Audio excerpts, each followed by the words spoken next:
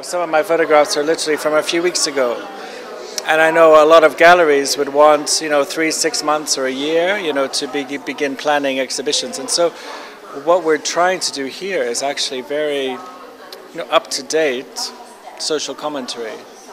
So it's a challenge. So I understand why we're here. My hope is that the word will get out to a wider audience.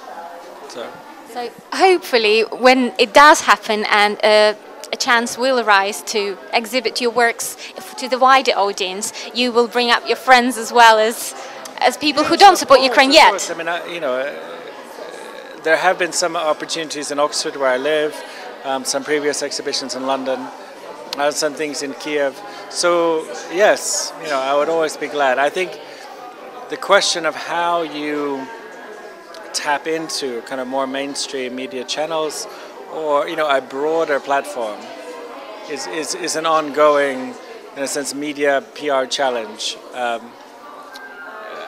I think every step helps. So I think this, even to galvanize the already kind of aware and committed community is quite important. I think and I think it's helpful for people to realize they're not alone in their concern and their frustration about what's happening.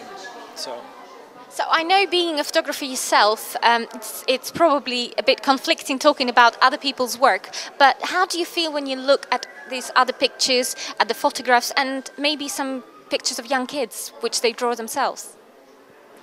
I mean, I find it very helpful, informative to view the works of other photographers. I think it only adds to my own understanding of my craft, and to appreciate the perspective and the opportunities and the view that people have.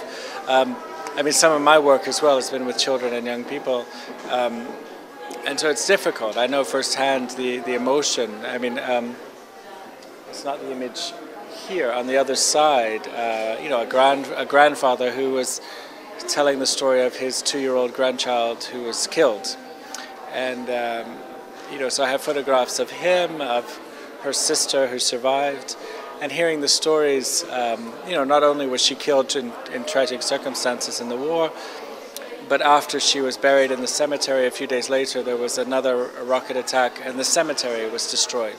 So it's like this. The emotions almost become overwhelming. It's hard to comprehend them.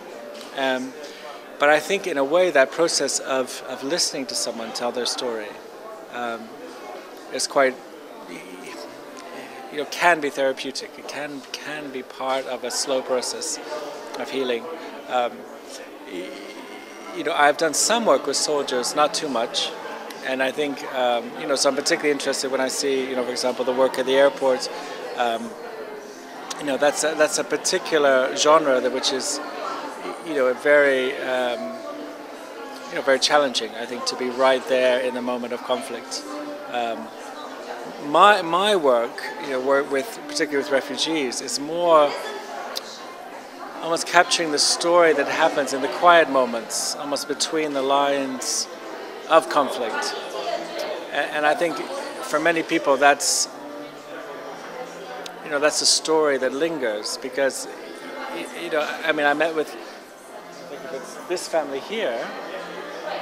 I took this photograph this May, but I had met them for the first time last July. So for almost a year, they've been living in temporary accommodation.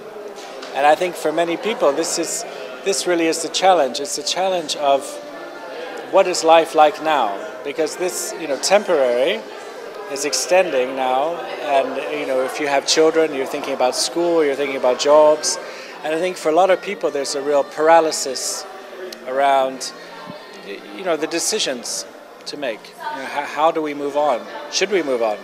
I've left a home behind, I've left work behind, and for me this is the next set of challenges for a lot of both for volunteers and for the people directly suffering.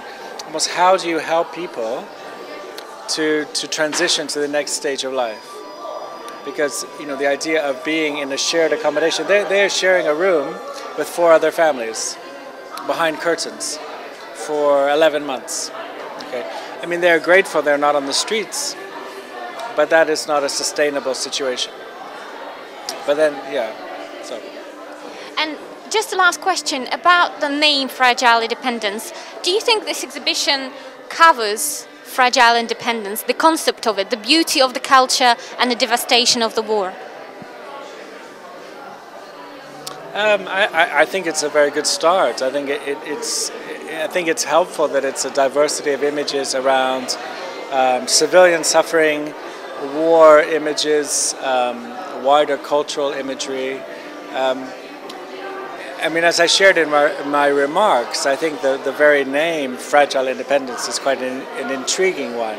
And I think in some ways the elements of a fragile independence are very hard to communicate through imagery, things around the building blocks of civil society, because I think that's what's happening in Ukraine right now. That's what's being built. It's actually a much more socially aware democracy and the volunteer spirit. So I think possibly it would have been helpful to have maybe a little bit more of the volunteer spirit, the story of how the community is responding to what's happening in Ukraine. But certainly, as a starting point, I think what's represented here is very, very good.